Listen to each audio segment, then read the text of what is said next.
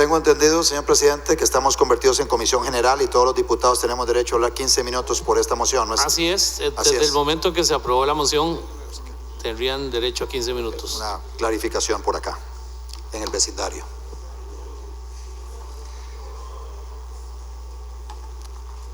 Estaba mencionando mi participación anterior, señorías, que me parece importante que nosotros, de cara al presupuesto que vamos a tramitar este año, revisemos muy bien las transferencias que le hacemos a todas las organizaciones del derecho privado, asociaciones, fundaciones, empresas. Y digo esto porque he notado en el presupuesto que se está ejecutando este año una gran liberalidad en relación con las transferencias que se hacen a organizaciones del derecho privado. Y eso a nosotros, el Movimiento Libertario, no nos parece. Se están disponiendo fondos públicos para trasladarlo a entes del derecho privado. Y eso no debiera ser así. O si hacen una transferencia, tiene que ser bajo unas reglas muy claras, muy transparentes, con una fiscalización oportuna de la Contraloría General de la República, pero además obligados los entes, las organizaciones privadas que reciben este tipo de fondos, a hacer la contratación administrativa de acuerdo a los principios de la Ley General de Administración Pública y Ley de Contratación Administrativa. Mencioné el caso de la Fundación Omar Dengo, pero también mencioné el caso de las otras fundaciones que efectivamente se las traen. Tema de la Fundación Parque Nacional, de Fundación Neotrópica, las fundaciones de las universidades, etcétera. Por otro lado, estaba mencionando también, al finalizar mi participación anterior, que gracias al TLC, este Tratado de Libre Comercio entre Costa Rica, los países centroamericanos, República Dominicana y los Estados Unidos, aprobado en referéndum en octubre del 2007, pero que inicia su entrada en vigencia una vez que se aprueban las 13 leyes de implementación del TLC, una de las cuales es la apertura del mercado de las telecomunicaciones y otra de las cuales es la apertura del mercado de los seguros comerciales. Estas dos leyes sumamente importantes porque han logrado cambiar muchísimo nuestra economía y también han logrado cambiar muchísimo el día a día de todos los costarricenses. Gracias a la apertura en telecomunicaciones es que hoy tenemos esa penetración de telefonía celular hasta en el último rincón del país, con más celulares que habitantes tiene nuestro país. Vean qué interesante. Pero acá, señorías, quiero llamar la atención también sobre este tema. Y resulta que hace un par de días la diputada Patricia Mora Castellanos hablaba de que a ICE le impusieron una multa de 2,000 y un resto de millones de colones por incurrir en prácticas monopolísticas relativas, básicamente por violentar la normativa que existe en relación con la promoción de la competencia en Costa Rica. En el caso del ICE se rige por una legislación especial que tiene que ver con promoción de la competencia, supervisada por SUTEL. En el caso del Instituto Nacional de Seguros existe normativa similar, pero es la ley 7472, que es la ley de promoción de la competencia y defensa efectiva del consumidor. En ambos casos, vean qué importante el papel de la SUTEL y el papel de la Comisión de Promoción de la Competencia y Defensa Efectiva del Consumidor. En estos casos, señorías, estamos hablando de empresas que venían ejerciendo el monopolio y empresas que, a pesar de que se aprobó una ley para que entrara la competencia, pretendían, con prácticas monopolísticas relativas, pretendían impedirle a la competencia su desarrollo. Eso lo hizo el Instituto Nacional de Seguros bajo la presidencia ejecutiva de don Guillermo Constenla, donde básicamente instruía al Instituto Nacional de Seguros y a todos sus agentes a que violentaran los precios que ellos tenían inscritos ante la Superintendencia General de Seguros, ante la SUGESE, para no perder un solo cliente. Y entonces decía, no importa que nosotros perdamos, no importa que nosotros violentemos básicamente las reglas del juego, ofreciendo pólizas de seguros muchísimo más baja el precio que el costo que tenía inscrito ante la SUGESE. En principio eso es bueno para los consumidores, por supuesto, pero visto desde la óptica de la promoción de la competencia, donde hay un actor dominante que viene de ejercer el monopolio y que pretende mediante estas prácticas evitar que se desarrolle la competencia, eso es sancionado por nuestra legislación. La ley 7472 establece claramente que ese tipo de comportamiento en el mercado es un comportamiento depredatorio con el único propósito de que el monopolio mantenga su papel protagónico en la economía costarricense. Dichosamente, estas otras empresas aseguradoras fueron aguantando, se hicieron gestiones ante la Comisión de Promoción de la Competencia y finalmente también su jefe se metió para ponerle un freno a las pretensiones depredatorias del Instituto Nacional de Seguros, y también se establecieron multas para el Instituto Nacional de Seguros por haber incurrido en prácticas monopolísticas relativas. Bueno, el ICE también, una vez que se abre el monopolio de las telecomunicaciones en el campo de la telefonía celular, no tenemos, como en el caso de los seguros, una posibilidad que entre muchos actores. En seguros tenemos 13 actores y podrían entrar mucho más. En telefonía móvil únicamente hay 2 otros actores, producto de las concesiones que saca a licitación el Estado costarricense. Entonces, hay 2 actores que pagan entre los dos 160 millones de dólares. 160 millones de dólares para poder operar en el mercado costarricense. Y entonces establece la legislación la necesidad de la interconexión que, dicho sea paso, el Instituto Nacional de Electricidad, el Instituto Costarricense de Electricidad, estuvo bloqueando durante muchísimo tiempo. Luego, no solo eso, el Instituto Costarricense de Electricidad, tratando de igual manera como lo hacía el Instituto Nacional de Seguros, de evitar que los clientes se le fueran a la competencia, empezó a incurrir en prácticas depredatorias.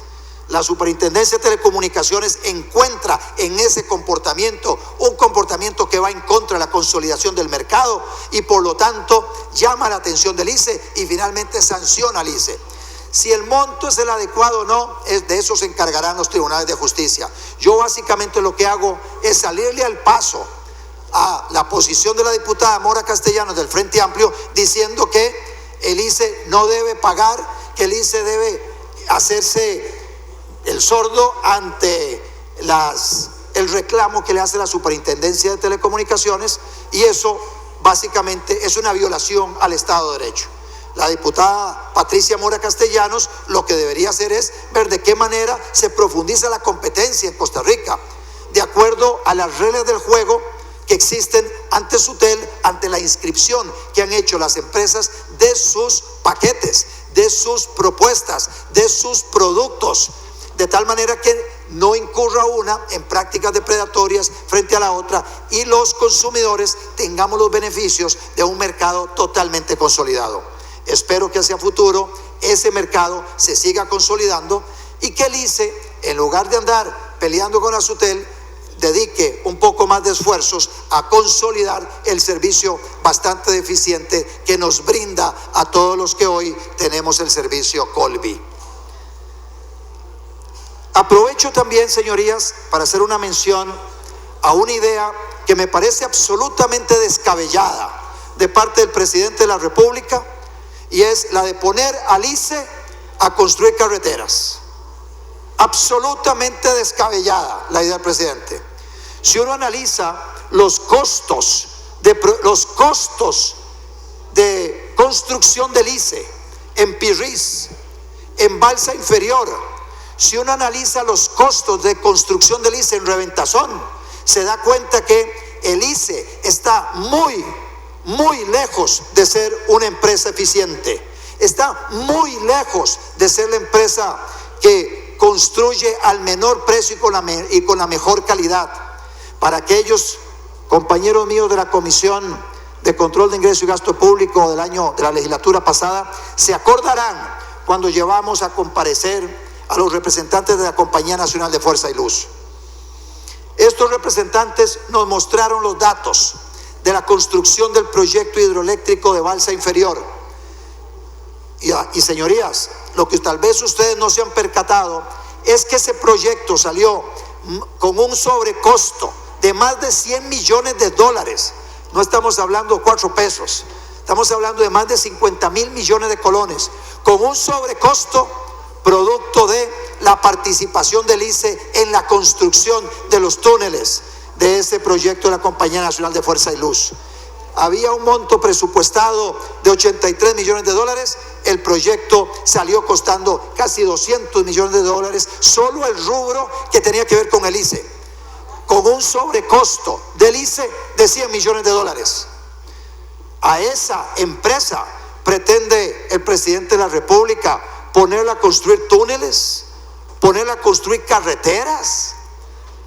Mire, si eso sucede y si el presidente sigue adelante con esa pretensión, lo mínimo que yo esperaría del presidente de la República es que la ponga a competir, que invite a empresas nacionales e internacionales a competir por esas obras que pretende darle al Instituto Costarricense de Electricidad. Tienen la intención de llevar el ICE a construir a Centroamérica. Estoy segurísimo que el ICE no podrá competir con empresas internacionales en otros mercados, porque sencillamente aquí tiene un mercado cautivo, aquí puede ser absolutamente ineficiente y nadie les dice nada. Cuando tenga que competir, ahí serán otros 100 pesos, como decimos en nuestro país.